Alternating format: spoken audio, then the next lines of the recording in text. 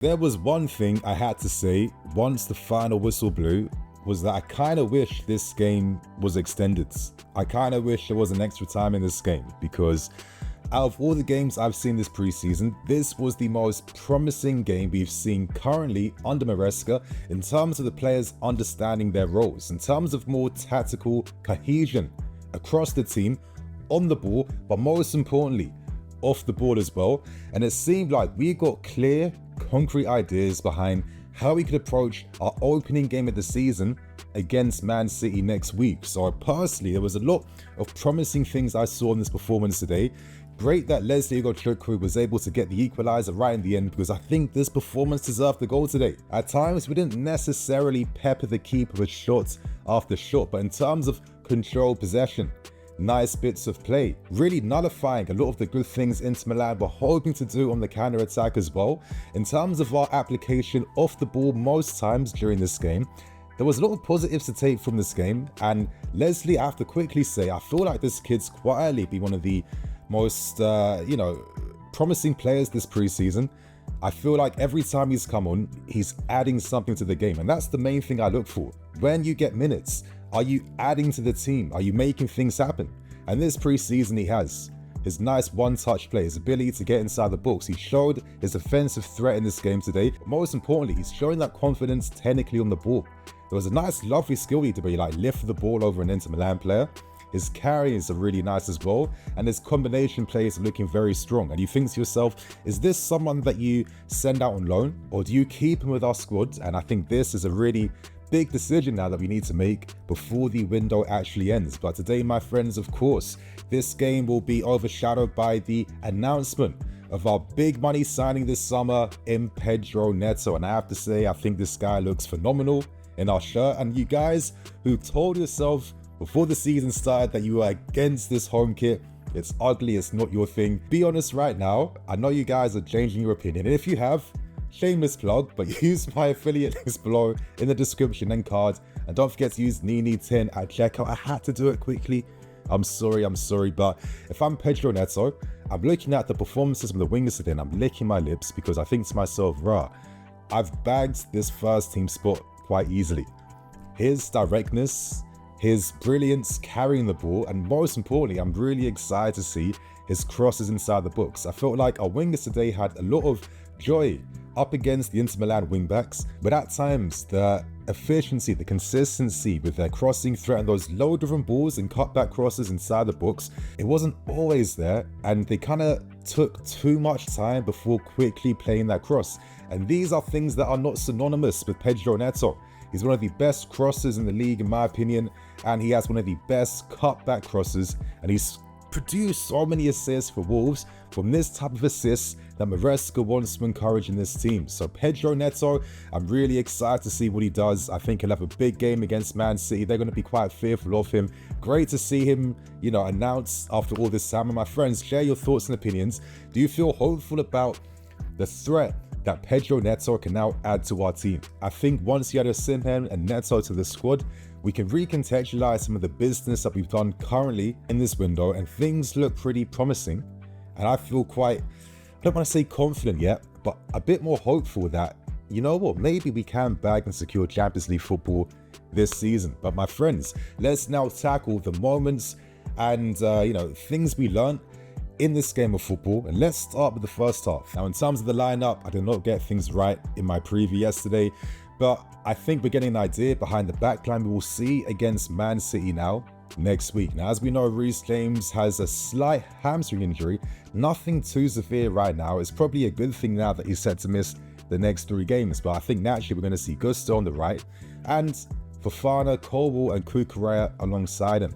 Now, I thought their understanding as a partnership was a lot more promising compared to other games. They're getting fitter now, they're getting more used to the ideas Maresca wants. I saw nice details defensively, like for example, Maresca wants one of the defenders to follow their man into midfield, be aggressive, pin them back.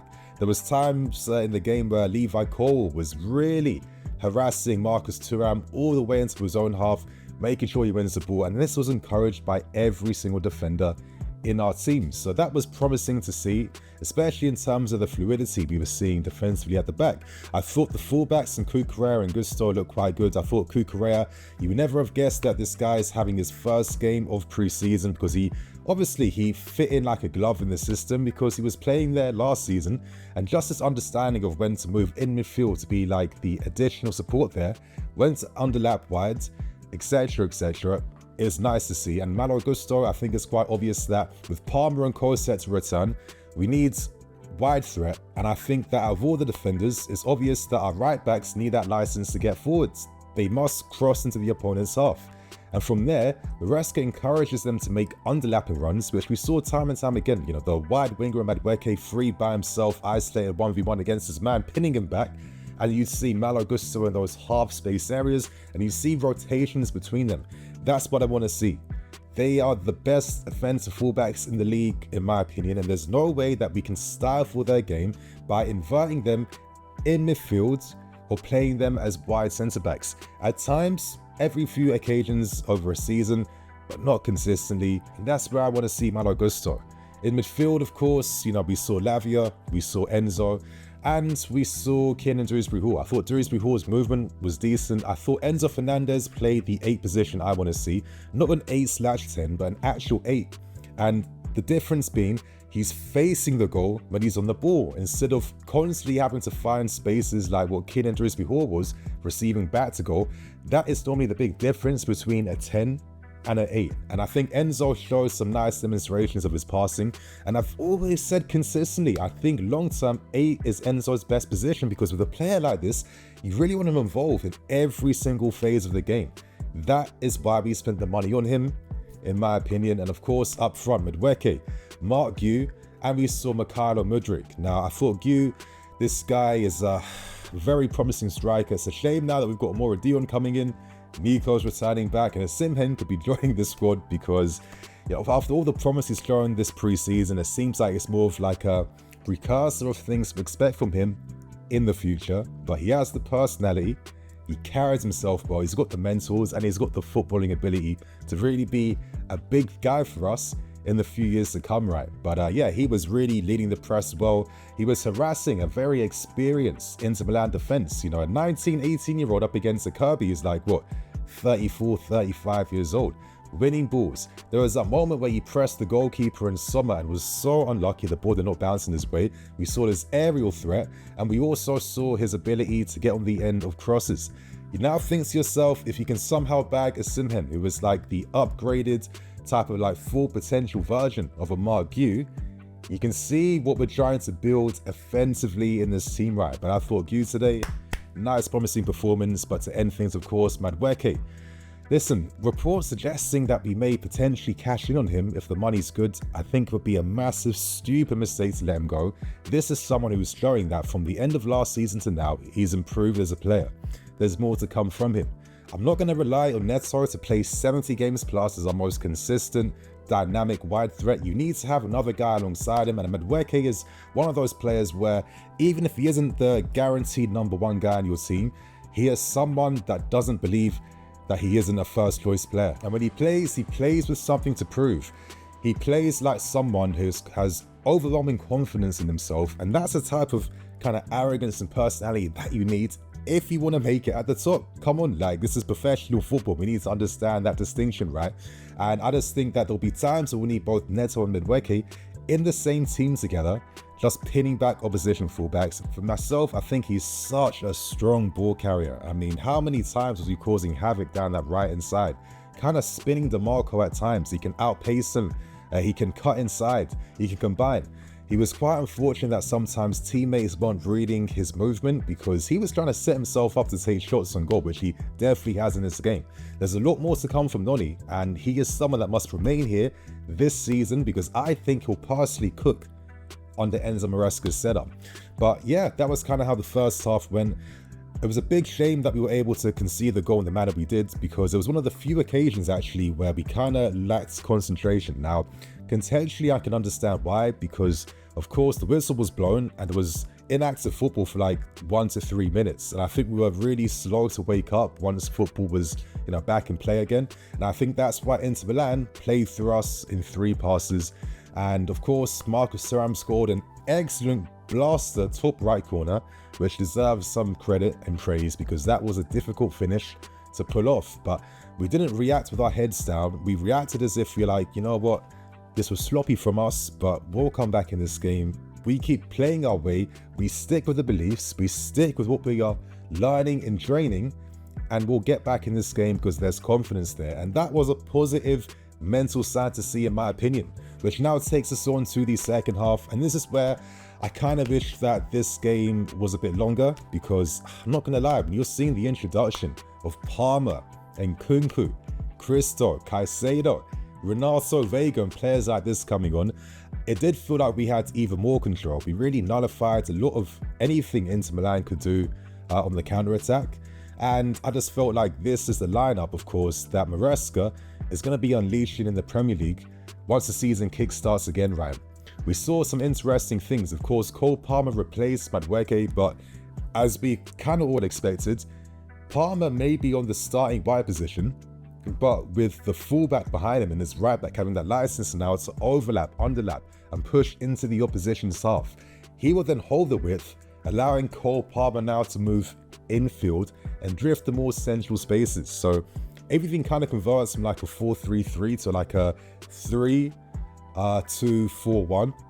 And this allows Nkunku on the left and Cole Palmer to kind of move close behind the striker and combine in those areas, having Enzo deeper and Caicedo deeper as well too. That was a promising thing to see, in my opinion. I think Cole Palmer, I've missed this guy playing football, honestly. Like, I really appreciate him even more. He's just such an effortlessly classy, nice looking player to watch in the ball, right? Just everything he does is like this real class to his game. I think Man City made a stupid mistake letting him go, but this has really benefited us and will benefit us the years to come. Nkunku, of course, adding some class as well. I thought that bicycle kick that he attempted, that was technically perfect. That was 10 out of 10. It produced a magnificent save from Sommer. From that angle, the way he was able to get over the ball like that, it sums up what we've been missing. And I do think that Nkunku is going to add so much of us in the final third with that composure and class that I just don't think many players we have in this team are able to recreate on the same level that Nkunku can. So I'm really excited to see that. Of course, Nicolas Jackson coming on. Listen, it's his first game this preseason. He's been injured. I'm not here to report anything about him. Yes, he was showing his mobility, but that was kind of really it at times. Second half, we didn't produce as many opportunities as we'd like. A lot of our efforts were coming from wide plays and also crosses inside the box. And I think obviously with Cole Palmer and players in those like half space areas, you can see why having that more advanced style forwards who can offer something aerially is going to add a new dimension to our attack. And knowing that Simmons agents at this game, fingers crossed we're able to pull something off before this window ends. But we also saw some more interesting things. Going back to Leslie very quickly, when he was introduced, we saw actually Caicedo recreate the Hamza Chowdhury role at Leicester City last season. And what I mean by that is that Hamza also played games as an inverted right back. He also played games in the pivot, and he played games in different positions. And we saw Caicedo picking up an inverted right back role to allow Ugochukwu to play in midfield. We've seen De Zerbi also use Caicedo there at times. Will it be an option that we turn to? Possibly, because I think that Caicedo could be pretty strong defending in those wide areas, and it's just like another tactical arsenal we can add to our game, right? So that was like another tactical detail that I noticed. But like I said, seeing all the big heavy hitters in the same team together, I think it definitely inspired me with some faith and a bit more confidence, because it does seem like with how the squad's been assembled, I guess this was the grand vision put in place by the sporting directors. Of course, the striker up front, Palmer and Nkunku behind, guys holding the width, Enzo Caicedo connecting everything that the team's doing together, and of course, a very flexible, mobile defensive force that can move into a 3 when we need to. There is some promise there, and hopefully with more time, these players will really get back into sync. And it's a shame that Maresca's pre-season prep has kind of been stifled at times based on not having access to the players ideally he want to be working with in the start of the season, having interruptions, having injuries, having a lot of games coming in quick succession, which kind of took, training session time away from actually working on the system.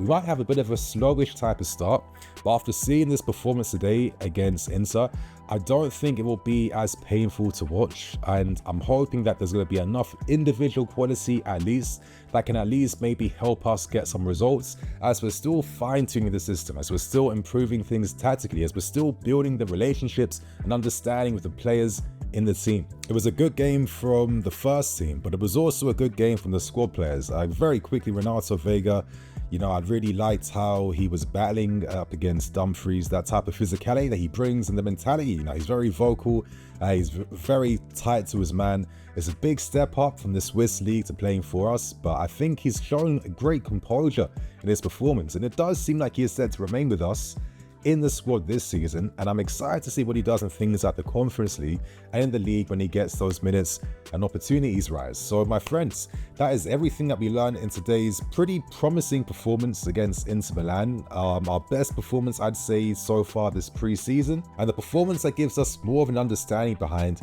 what we're trying to do and how it could potentially look like once we are fully firing on every single cylinder. So my friends, hit that like button if you are feeling the promise right now. Share your thoughts and opinions on the game below. And on that note, I'm Nini FC. This is Blue Lions TV. See you all soon. Cool.